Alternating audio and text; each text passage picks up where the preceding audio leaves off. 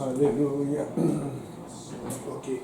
Sans attendre, nous allons continuer notre prédication de la dernière fois. Je ne sais pas si quelqu'un a suivi le service de Saint-Laurent ce dimanche soir. Le pasteur Graham a parlé de la plupart des versets que nous avons suivis la dernière fois sur nombre, Israël, l'entrée, comment ils étaient rétrogrades, ils n'ont pas cru à la promesse, ils ont rejeté. Donc, on va continuer là-dessus, la gloire à Dieu. Et nous avions lu Nombre 1, verset 1 à 4. Nous avons remarqué comment Dieu est en train d'envoyer une personne de chaque tribu, en particulier les deux leaders qu'on avait, Josué, fils de Nun, et Caleb, fils de Jéphuné. Et puis après, on s'est rendu compte que leur côté leader n'était pas seulement parce que peut-être Josué était serviteur de Moïse, mais Caleb, on ne fait pas de mention du fait qu'il était serviteur de Moïse. On fait mention du fait que Caleb avait la foi et disait que il fit taire le peuple. Ce qui veut dire qu'en fait, quand tu veux que Dieu te choisisse, c'est ton attitude. Comment tu te comportes, comment tu agis, ta foi, comment tu crois, quelle est l'intensité de ta foi. Amen. C'est toi-même qui peux te choisir. C'est toi-même qui peux, c'est-à-dire que si tu veux que Dieu te remarque, sois zélé pour Dieu. Et quand tu es zélé, tu peux faire des erreurs. Quand tu es zélé, ça va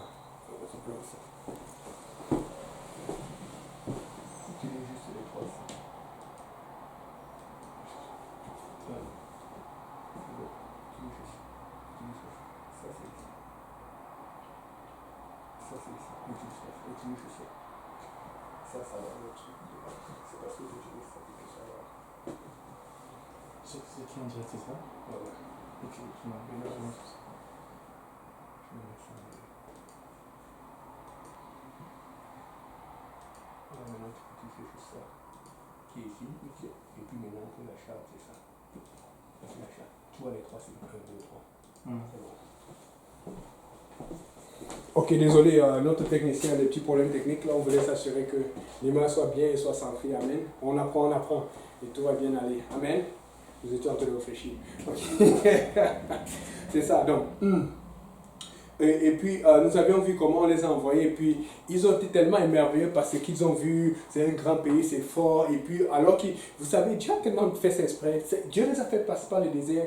Et chaque fois qu'ils te disaient, oh, ça c'est quoi ça? C'est dur, ça c'est pas la terre pour eux, c'est pas bon. Et maintenant, ils arrivent quelque part, ce n'est plus désert. Ils voient des plantes, ils voient des feuilles, ils voient des fruits. Ils disent, waouh, ça c'est cool, c'est bon pour construire. Ah, je peux en faire mon terrain. Oh, je peux avoir. Là, ils commencent à voir l'espoir. Ils commencent à voir le rêve réalisable. Ils commencent à voir les choses voulues, les choses espérées apportées. Mais ils ne savaient pas, ou ils savaient, ou ils ne voulaient pas savoir qu'il y aurait un combat à mener pour cela. Il y a toujours un combat. Mais Dieu a triomphé. Amen. Et donc tu vas triompher si tu combats. Et tu persévères dans le combat.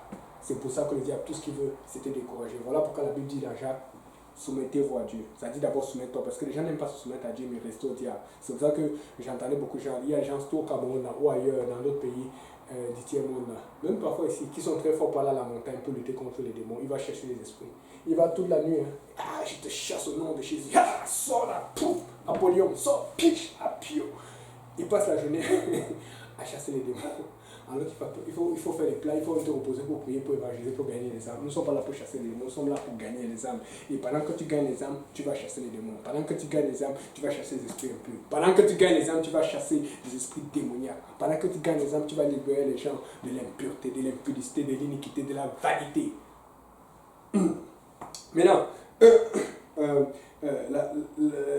donc on a vu que c'était une terre tellement promise, tellement agréable que on a appelé une vallée d'Eshcol à cause d'un raisin, un grappe de raisin qu'on a pris. La grappe était tellement grosse qu'ils ont dû prendre une perche pour attacher le raisin. Comme quand la perche, c'est un peu ce qu'on utilise pour attacher un animal, parce que souvent les animaux sont très lourds quand tu as un gros animal.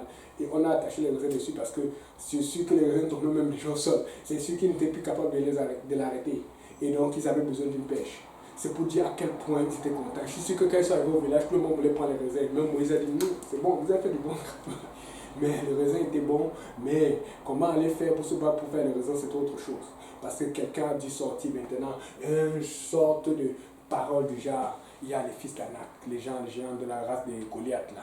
Il y a des gens qui sont très forts. Ils ont commencé à parler de l'opposition. Ils ont oublié que Jésus avait triomphé.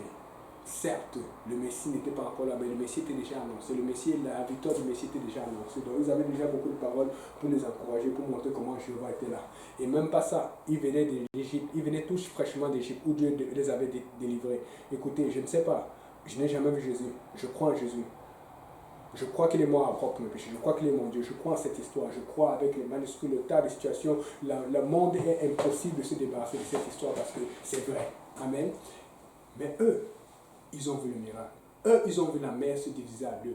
Écoutez, si je vois la mer se diviser en deux, je ne sais pas pour vous. Si je vois la mer se diviser en deux, ça va m'impressionner.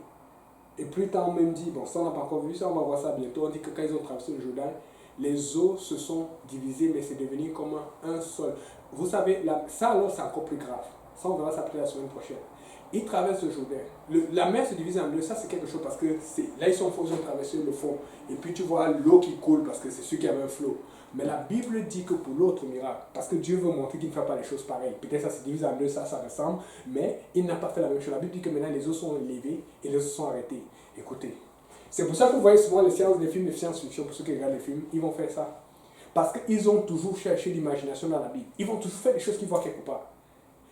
Ça fait comme dans les films de Matrix, des choses bizarres. Comment est-ce que l'eau peut monter? Oh, je sais pas, je sens qu'il faut que je monte la foi de quelqu'un aujourd'hui. Ou que Dieu estime la foi de quelqu'un. Comment est-ce que l'eau peut monter? Quand l'eau monte, elle doit descendre. Est-ce qu'on a même... Non, je ne vais pas verser l'eau sur la caméra. Quand l'eau monte, ça doit descendre. Mais la Bible dit que ça a monté, c'est resté comme un amour. C'est comme j'ai oublié le nom. C'est tout dans Josué. Et ça n'a plus bougé. C'est ce qui traverse. C'est-à-dire que l'eau était stable comme ça. C'est devenu solide. Alors que l'eau est liquide. La chimie, l'ingénierie, je travaille dans ce domaine, ça ne peut pas expliquer cela. C'est impossible, ça ne marche pas. Mais rien n'est impossible à Dieu. Si donc rien n'est impossible à Dieu, pourquoi tu paniques? Pourquoi tu n'as pas confiance à Dieu? Pourquoi tu ne te bats pas? Pourquoi tu ne dis pas, Seigneur, je suis en réflexion, dirige-moi, dirige-moi, je suis en réflexion. Donc, on continue. Et donc, après ça, là, il a commencé à avoir des chahutes parmi le peuple commençait à paniquer, à ne plus vouloir. Et si le frère qu'elle a peut lire à partir du Nombre, chapitre 14, verset 1, c'est une relecture de ce qu'on a lu la dernière fois, mais on va continuer par la suite. Nombre, chapitre 14, verset 1 jusqu'à 13. Nombre. Por favor. Non, 14, chapitre 14, verset 1. Le 1 combien? Jusqu'à 13. Ouais. Toute l'assemblée éleva la voix et poussa des cris, et le peuple pleura pendant la nuit.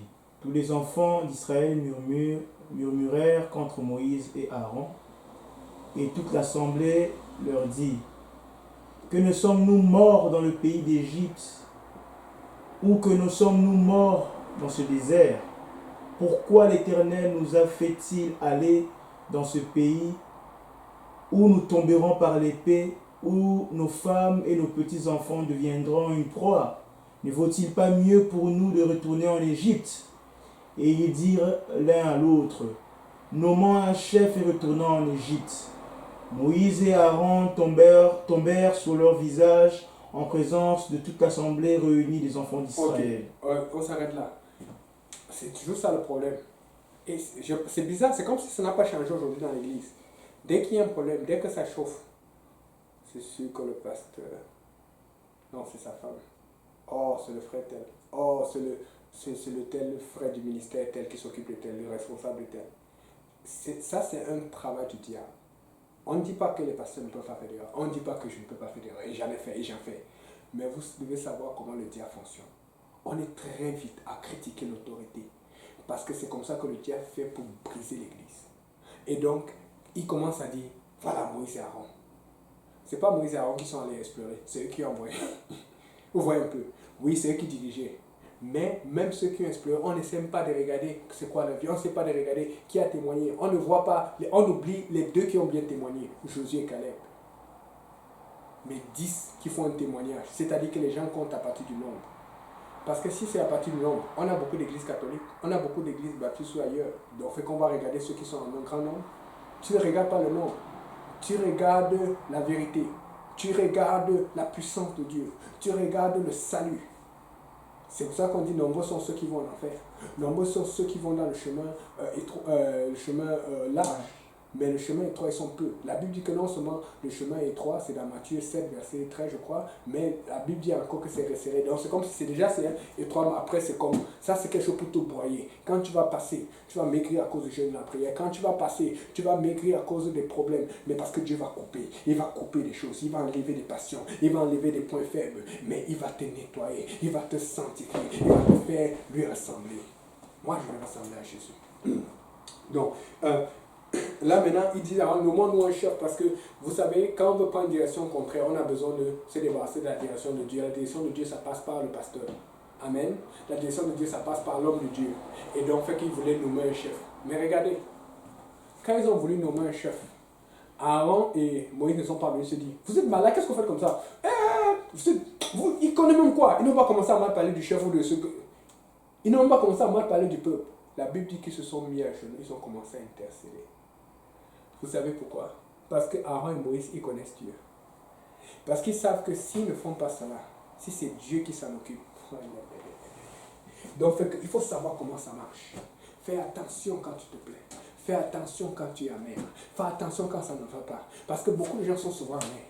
Ils sont tellement amers qu'ils pensent que quand ils ont des problèmes ou quand il y a des situations qui ne marchent pas dans l'église, ils pensent que le pasteur n'est pas sous pression. Je vous donne un exemple pour le pasteur Kaouzi. Et c'est depuis ce jour-là, il y a longtemps, ça c'est quelque chose qui arrive il y a plusieurs années. J'ai compris que beaucoup de pasteurs ont des problèmes.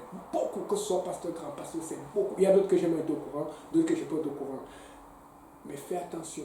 C'est parce qu'ils ont appris, ils ont maturé, qu'ils ne parlent pas de leurs problèmes. C'est pas parce que vous ne les voyez pas souffrir devant vous que vous croyez qu'ils ne souffrent pas. En intercession ou de différentes façons. C'est parce qu'ils ont compris une chose, c'est qu'ils ont triomphé. Que le problème va partir. Le diable va partir, mais Dieu demeure éternellement. Le nom de Jésus demeure éternellement. Il aura la victoire. Et ils auront la victoire, victoire après victoire. Amen. Et donc, fait que la première chose que Moïse et Aaron ont fait, la Bible dit, Moïse et Aaron tombaient sur leur visage en présence de toute l'assemblée réunie. Ça veut dire qu'ils sont tombés comme ça là. Oh. Et la Bible dit que et parmi ceux qui avaient exploré le pays, José, fils de Nun, qui avait déchiré le vêtement et parlé à toute l'assemblée. Donc, fait qu'ils se sont humiliés.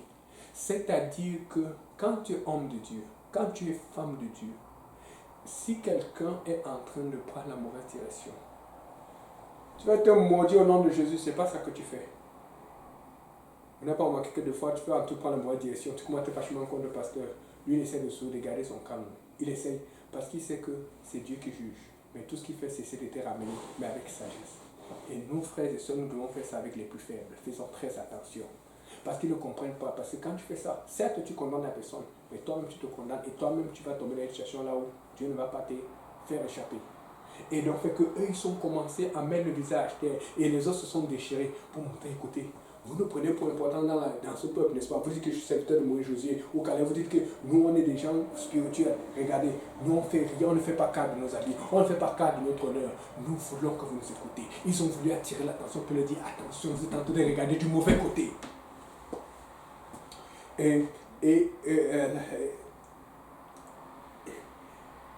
Pour explorer le pays que nous avons parcouru, si l'Éternel nous est favorable, nous mènera dans ce pays, ça c'est verset 8, et nous le donnera. C'est un pays où coule le lait et le miel. Seulement ne soyez point rebelles contre l'Éternel et ne craignez point les gens de ce pays, car ils nous serviront de pâture. Ils n'ont plus d'ombrage pour les couvrir. L'Éternel est avec nous, ne les craignez point. La raison pour laquelle il ne faut pas les craindre, c'est pas parce qu'on est fort, on a fait trop de muscles ou on s'est entraîné plus longtemps qu'eux. Bien que l'entraînement compte, bien que la préparation compte, parce que Dieu veut que ta foi monte alors que tu te prépares pour pouvoir agir à diverses situations. Il a dit, parce que l'Éternel est avec nous. Que tu sois au travail, que tu sois à l'école, que tu sois dans telle situation, ta victoire ne dépend pas de ce que tu as fait. Ta victoire dépend du côté là où l'Éternel est. Où est-ce que l'Éternel est? Voilà pourquoi, vous savez, je parle beaucoup dans l'église aujourd'hui. Dans l'église, en général, Dieu va attendre parce que souvent nous sommes vite à dire Seigneur, juge entre tel et tel. Mais Dieu ne va pas faire ça. Dieu va toujours attendre pour que vous fassiez la paix parce que dans l'église ne se divise pas. L'église s'unit. Amen. Et c'est pour ça que vous allez voir dans une maison, le papa, la maman, deux frères vont être très fâchés, deux frères et sœurs, ou un soeur, une frère, une soeur, un frère. Qu'est-ce qui se passe? Dieu va tout faire, le papa va tout faire pour qu'il s'arrange, pour qu'il y ait la paix, parce qu'il sait qu'ils doivent rester à la maison, parce que éventuellement, s'ils ne s'arrangent pas, l'un va sortir, ou peut-être les deux. Nous, on ne veut pas sortir de la maison de Dieu. Nous, on ne veut pas sortir du ciel. Et donc, quand tu es un problème avec ton voisin, ta voisine, ton frère et ta soeur, tu dois toujours chercher la réconciliation. Parce que tôt ou tard, Dieu va parler, mais il y a un qui va perdre, ou peut-être les deux vont perdre. Amen. Donc, n'oublie pas, le problème n'est plus un problème. Quand tu vois qu'il y a un problème, tu dis, je suis en train de réfléchir. Seigneur, comment on va faire pour régler ce problème? Et donc, et puis, toute l'assemblée parlait de les lapider. Donc, on est en train d'essayer de les encourager. Et c'est ce qui se passe. On prie pour les gens, ils sont là, lui là, c'est même que, c'est un faux pasteur. Il parle de quoi? Tout le temps baptême, tout le temps baptême du Saint-Esprit. Il faut pas aller là-bas, c'est quoi cette affaire? Et puis, il parlait de les lapider. Et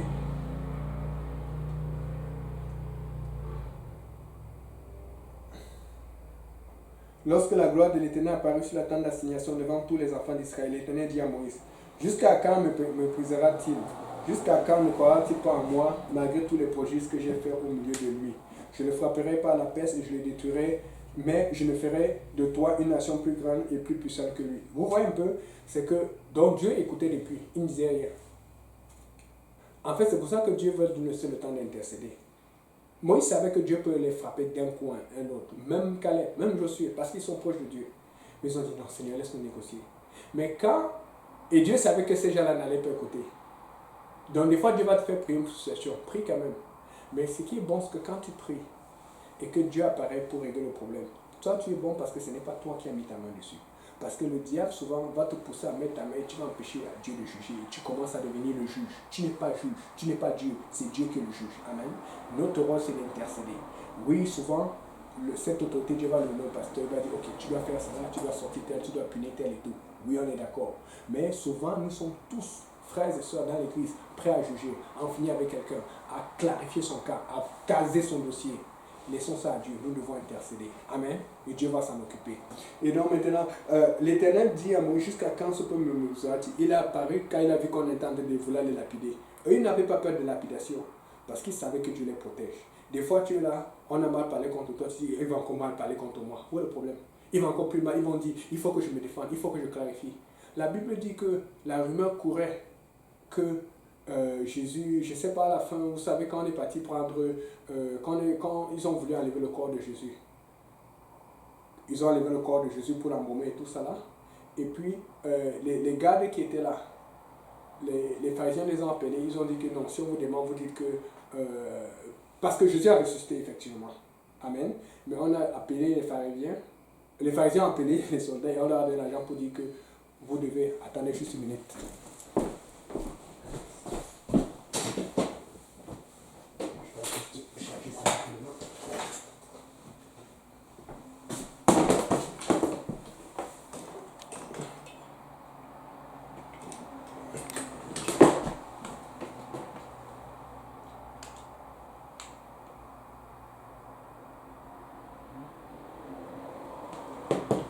Ok.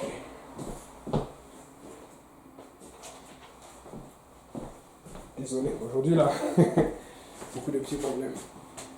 Qui a fallu les charger rapidement. Ok, c'est ça. Donc ils ont payé les soldats pour dire que ses disciples sont venus et l'ont volé. Ils ont volé son corps. Donc pour trouver, parce que ça montre qu'ils croyaient aux paroles. Ils croyaient à la résurrection parce qu'ils ont vu Jésus faire des miracles. Mais il fallait qu'ils aient une explication. Mais la Bible dit quoi? Que la rumeur a couru jusqu'à ce jour. Mais la rumeur a couru pour qui? Pour ceux qui ne croient pas. Nous qui croyons, nous savons que c'est faux. Amen. Donc, ce que nous faisons comme erreur, c'est que nous prenons trop d'énergie à rétablir notre réputation. C'est Dieu qui rétablit ta réputation, ce n'est pas toi. S'il veut, il parle. Parce que s'il parle et qu'ils vont en enfer, ça change quoi? Et tu es en train d'essayer de défendre, toi tu vas au ciel et tu dois défendre le nom de Jésus. C'est la réputation de Jésus que tu vas défendre. Et autant convenable, Dieu va défendre ta réputation. Amen. Donc, on continue. Et donc Dieu dit, mais je ferai de toi une nation plus grande que lui. Et Moïse dit à l'Éternel, les Égyptiens apprendront, eux, du milieu desquels tu as fait monter ce peuple. Regardez un homme de Dieu comme il intercède. On veut se débarrasser de l'autre. Parce qu'il y a des gens que tu apprends à dire, hey, Seigneur, c'est même vrai. Hein? Tu as vu ce qu'il avait fait la dernière fois. Seigneur, si tu veux prendre, on prend là. Non. Regardez Moïse. Et ils diront, ce pays, ils savaient que toi, l'Éternel, tu es au milieu de ce peuple, tu apparais visiblement, Éternel, que ta nuée se tient sur lui et que tu marches devant lui le jour dans une colonne de nuit et la nuit dans une colonne de feu et tu fais mourir ce peuple comme un seul homme. Les nations qui ont entendu parler de toi diront, l'Éternel n'avait pas le pouvoir de mener ce peuple dans le pays qu'il lui avait juré de lui donner. C'est pour ça qu'il a égorgé dans le désert, égorgé son peuple. Ça, c'est pour toucher Dieu. C'est, Seigneur, on va dire ça de ton peuple. Comment tu vas laisser ça? Il faut savoir parler. Amen. Il faut intercéder. Et l'Éternel est lent à la colère. Tu l'as déclaré. Et riche en bonté. Il pardonne l'iniquité et la rébellion. Mais il ne tient point le coupable pour innocent. Et il punit l'iniquité des pères sur les enfants jusqu'à la 3e et la 4e génération. Pardonne l'iniquité de ce peuple selon ta grandeur et ta miséricorde. Comme tu as pardonné à ce peuple depuis l'Égypte jusqu'ici. Et l'Éternel dit, je pardonne comme tu l'as demandé. Mais je suis vivant. Et la gloire de l'Éternel remplira toute la terre. Tous ceux qui ont vu ma gloire et les prodiges que j'ai fait en Égypte, dans le désert, ils m'ont tenté déjà 10 fois. Ce qui veut dire que depuis qu'ils étaient dans le désert, ils ont tenté 10 fois l'Éternel. C'est-à-dire que Dieu a fait des miracles, Dieu a fait des prodiges de l'Égypte avec les plaies, avec les sauterelles, avec les grenouilles, avec le Nil, avec les premiers fils de Pharaon. Et puis maintenant, le premier né de Pharaon et de toute l'Égypte. Et puis maintenant, il a fait d'autres prodiges au désert. Si on commence à compter les prodiges, c'est beaucoup. C'est énorme. La manne, la caille, tout ça, l'eau, le rocher. Mais ils l'ont quand même tenté 10 fois dans le désert. Et qui n'ont pas écouté ma voix, tous ceux-là ne verront pas le pays que j'ai juré à leur père de leur donner. Tous ceux qui m'ont méprisé ne le verront pas, parce que mon serviteur Caleb a été animé d'un autre esprit et qu'il a pleinement suivi ma voix, je le ferai entrer dans le pays où il est allé et ses descendants le posséderont. Pourquoi il a assuré la promesse de Caleb? Parce qu'il a été animé d'un autre esprit. J'ai bien parlé de l'attitude la dernière fois. De quel esprit vas-tu être animé? Autour de toi, il y a toujours l'esprit de discute. Il y a toujours l'esprit de critique. Il y a toujours l'esprit de déception. Il y a toujours l'esprit d'amertume. Ça, c'est l'esprit le plus puissant qui agit dans l'église aujourd'hui. L'amertume. Je n'ai pas eu ça. Oh, Dieu ne m'a pas donné. Oh, telle personne n'a pas fait ça. Oh, telle a eu ça. Moi, je n'ai pas eu. De quel esprit vas-tu animé? Vous savez, ils ont perdu. Ce qui veut dire, rappelez-vous, la Bible dit qu'ils étaient dans le désert, ils ont continué. Dieu les a fait tourner. Ça veut dire qu'il y a des gens qui tournaient, qui espéraient qu'ils allaient arriver à la terre promise, mais qui sont morts dans le désert. Tu peux être en train d'attendre quelque chose de Dieu, mais tu vas mourir dans le désert parce que tu n'es pas animé d'un bon esprit. Sois animé d'un bon esprit et tu vas voir Dieu ouvrir les portes pour ta promesse, pour tes promesses. Fais très attention. Et puis, et les Amalécites et les Cananéens habitent la vallée. Demain, tournez-vous et partez pour le désert dans la direction de la mer Rouge. L'Éternel parla à Moïse et à Aaron et dit, jusqu'à quand laisserai cette méchante... Vous savez, ils se sont arrêtés parce qu'ils ont vu la gloire de l'Éternel apparaître. Parce que tout le monde a peur de Dieu. Oh, Dieu est là. Ok, maintenant je paraphrase parce qu'on n'a plus beaucoup de temps. Là maintenant, il dit, vos cadavres tomberont dans le désert et ainsi de suite. Et puis après, Dieu dit, ne partez plus, tournez-vous. Mais ils ne vont plus vouloir se tourner. Ils vont vouloir maintenant aller combattre. Dieu dit allez combattre, vous n'allez pas combattre. Dieu dit vous n'allez pas combattre. Tu comprends un peu? Il faut être sensible à la voix de Dieu. Ce n'est pas parce que tu as fait une évangélisation ou tu es parti gagner quelqu'un à tel moment que tu es nécessairement dans la volonté de Dieu. Parce que des fois, tu vas faire ça quand Dieu t'a pas voix. Dieu veut gagner les âmes, certes. Mais il faut, vous savez, quand tu es un nouveau converti, c'est correct. Mais quand tu es grand, qu'un ancien dans l'église depuis longtemps, fais attention comment tu joues ou comment tu gères avec les âmes. Il y a des gens qui gèrent avec les âmes pour négocier pour la gloire, pour négocier pour le mariage, pour négocier pour telle chose. Faites très attention. Les âmes sont les âmes de Dieu. Faites très très attention. Quand on est mature dans le Seigneur, Dieu voit tout. Peut-être tu peux en passer une au pasteur ou à moi ou à quelqu'un d'autre. Peut-être on peut penser que tu agis bien, mais il faut toujours être sincère avec Dieu. Je ne dis pas que quand tu ne travailles pas pour Dieu, Dieu ne peut pas ouvrir. Au contraire, quand tu travailles, plus tu fais pour Dieu, Dieu va ouvrir les portes pour toi. Il va t'ouvrir les portes de la maison, les portes du mariage, les portes de la voiture, les portes de la bénédiction, les portes de la guérison, les portes de la spiritualité, les portes de l'intercession pour arriver à un autre niveau. Mais le problème, c'est que, et je dis les cas que je vois dans l'église, que j'ai vu dans l'église, souvent les gens prennent cela et ils prennent avantage de cela et à cause de cela, ils perdent les âmes parce qu'ils sont trop concentrés sur leur gain personnel au lieu de se concentrer sur le gain de Dieu. Fais très attention. Ce n'est pas un problème que Dieu te bénisse à cause de ce que tu fais. Mais quand tu attends trop la bénédiction à cause de ce que tu fais, ton œil est du mauvais côté. Et puis maintenant, regardez le 36. Les hommes que Moïse avait envoyés pour explorer le pays et qui, à leur retour, avaient fait murmurer contre l'assemblée. Ils avaient fait murmurer. C'est-à-dire que c'était des gens qui, peut-être, ils ont seulement poussé, qui savaient comment parler. Il y a des gens qui savent comment parler dans l'église pour te faire douter. Écoute, garde tes yeux sur le Seigneur. Garde tes yeux en disant, je vais réfléchir. Et en décrivant le pays, ces hommes qui avaient décrit le pays, mourir frappés d'une plaie devant l'Éternel, donc ils sont morts là, sur place. Ceux qui fassent. Et quand ils parlaient, ils devaient être des héros. Ils sont venus loin. Ils faisaient partie de ceux qui ont porté la grappe de fruits, la grappe de raisin. Donc, ils savent de quoi ils parlent. Faites très attention. Quelqu'un peut avoir la victoire dans l'église. Mais ce n'est pas parce qu'il a la victoire, que ce soit moi ou n'importe qui. Vous savez, moi aussi je ne vais jamais autograder. Mais faites attention. Moi, j'aime prêcher là sur ce sujet. Si un jour, tu vois le pasteur y aller venir te dire que le baptême au nom de Jésus était faux, fuis-moi. Si tu vois le pasteur te dire que le baptême Saint-Esprit avec l'évidence de parler en langue était faux, fuis-moi. Parce que la racine, c'est Jésus. La racine, c'est la vérité. C'est la nouvelle vie, c'est la nouvelle naissance. Et quand nous sommes là-dedans, nous sommes nous-mêmes bénis, nous sommes soumis à cela. Quand tu sors, c'est toi qui perds ton salut. Je ne veux pas perdre mon salut parce que je veux prêcher autre chose. Je garde mon salut aussi longtemps que je prêche la vérité. Tu prêches le mensonge, tu sors de Dieu. Parce que quand tu prêches le mensonge, quand tu prêches autre chose que le salut, tu es en train de prêcher que Dieu est faux. Tu es en train de prêcher qu'il n'y a pas qu'un seul Dieu. Tu es en train de détruire et de définir l'identité de Dieu. Tu ne peux pas définir l'identité de Dieu. Dieu est déjà défini. Dieu existe depuis longtemps. C'est à toi de découvrir. C'est pour ça qu'on appelle ça révélation. Et une révélation, c'est tu acquiers, je ne sais pas si on dit l'acquiescence ou l'acquiescement, mais tu acquiers une vérité. Tu acquiers quelque chose qui existe depuis, mais que tu ne savais pas. Mais que tu réalises que ça, c'est vraiment vrai, c'est concret, c'est cela. C'est ça la révélation de l'identité de Jésus-Christ. Quand on dit qu'il est Dieu manifesté en chair. Tu réalises que c'est vrai, tu réalises que ça a toujours été cela, tu réalises pourquoi, comment, la force, la puissance et la valorisation avec laquelle ça va. Mais tu ne viens rien ajouter, tu ne viens rien changer, tu ne peux pas changer Dieu. Et nous tous, nous travaillons avec cette révélation du nom de Jésus-Christ. Alors n'écoute jamais, ne m'écoute jamais si je viens prêcher contre le baptême au nom de Jésus-Christ. N'écoute jamais un pasteur qui prêche contre le baptême au nom de Jésus-Christ. N'écoute jamais quelqu'un qui prêche contre le don du Saint-Esprit avec l'évidence que n'écoute jamais quelqu'un qui prêche qu'il n'y a qu'un seul Dieu. Qu'il n'y a pas qu'un seul Dieu, parce qu'il n'y a qu'un seul Dieu et son nom c'est Jésus-Christ. Parce que le diable est dans la division. Regardez les royaumes, regardez les trônes. Même dans ce monde, nous voyons que dès qu'il y a déjà trop de sénateurs, dès qu'il y a trop de rois, dès qu'il y a 2 personnes au trône, il y a toute la bagarre pour qu'il n'y ait qu'un seul. Il ne peut qu'avoir qu'un seul. Et il n'y a qu'un seul Dieu. N'écoute jamais les gens qui prêchent contre un seul Dieu, qui prêchent contre la sanctification. Et donc, je rentre là-dedans. Si un jour, pas un miracle, ce qui ne va jamais arriver, je viens te dire autre chose. C'est pour ça que Paul même le dit dans Galates 2. Si quelqu'un même a une révélation, on va lire ça. Lisons un peu Galates 1, verset 6 à 9. Je ne vais encore pas faire cela. Un mélange du ciel. C'est ça. S'il te plaît. Oh, je peux prendre.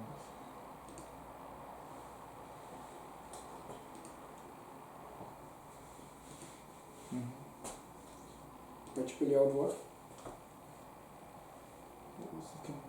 Verset 6 à 9. Je me donne que vous vous détourniez si promptement de celui qui vous a appelé par la grâce de Christ pour passer à un autre évangile. Non pas qu'il y ait un autre évangile, continue. Mais il y a des gens qui vous troublent et qui veulent renverser l'évangile de Christ. Mais quand un ange du ciel annoncerait un autre évangile que celui que nous vous avons prêché, qu'il soit anathème. Il dit ceci, il dit quand nous-mêmes, donc il se met là-dedans, il met lui et tous les apôtres. C'est-à-dire, il est en train de dire qu'écoutez, nous sommes peut-être en train de prêcher. À cause du fait que nous prêchons depuis longtemps, nous prions, nous gênons, ça nous rend important, ça nous rend autoritaire. Mais dans toute cette autorité, si jamais nous venons changer cet évangile, nous sommes anathèmes. Anathème, ça veut dire maudit, détruit. Et quand il dit un ange, parce qu'on va voir les gens, il y a la Vierge qui apparaît ici, il y a telle personne, j'ai une révélation, Dieu m'a parlé, il m'a dit qu'il faut faire ça, ça va t'aller pour être sauvé. Il dit cela. Paul qui a écrit les 2 tiers du Nouveau Testament, il dit ça avec tous les apôtres, il inclut, et je m'inclus là-dedans. Si quelqu'un prêche un autre évangile que ce qui a été prêché, la révélation c'est ce qui existait depuis. Et il n'y a pas de révélation, quelque chose qui est nouveau, parce que ce qui existe est identique et le même hier, aujourd'hui et éternellement. Tu peux finir ce petit. Fini. Ouais, qu'il soit anathème, donc qu'il soit maudit. Donc, c'est ça. Oui, lis le verset 9. Alors. Il dit, nous l'avons dit précédemment et je le répète à cette heure, si quelqu'un vous annonce un autre évangile que celui que vous avez reçu, qu'il soit anathème. Vous savez, il a commencé par nous-mêmes pour dire que moi je prêche par l'exemple. Après il a dit les anges, pour ceux qui vont aller à la révélation. Maintenant il a dit si quelqu'un. Je suis désolé, ça fait toujours dur, ça fait toujours vindicatif. Quelqu'un s'inclut à ce moment-là, maintenant, aujourd'hui, après. Or, je sais qu'il y a beaucoup de prêches, de pasteurs, de très connus, qui ne prêchent pas cela. Il dit si quelqu'un. Et les mêmes pasteurs qui prêchent cela regardent cela et disent qu'ils prêchent l'évangile. Et pourtant, Paul dit que si quelqu'un.